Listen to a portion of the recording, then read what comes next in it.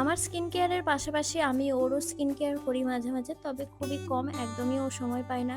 সারাদিন কাজের pressure, bike নিয়ে ঘোরা, ব্যবসার স্ট্রেস তো আছেই, এর মধ্যে একটু রিল্যাক্সেশন আর আমার মনে হয় আমাদের পাশাপাশি আমাদের হাজবেন্ডদের দেখাটা আমাদেরই কর্তব্য।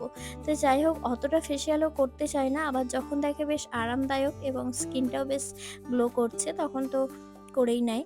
তো আগে যখন আমরা ও বাড়িতে থাকতাম পার্লারে বসে করে দিতাম। বিয়ের আগের থেকে ও মায়ের কাছে একটু আধটু করতো ফেসিয়াল, সেই জন্য অভ্যাসটা আছে।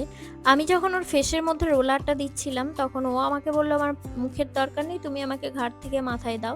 মুখের থেকে ওর মাথাতেই আমায় বেশিক্ষণ ম্যাসাজ করতে হয়েছে। আসলে বিজনেসম্যান তো, যার জন্য মাথায় চাপটা বেশি থাকে।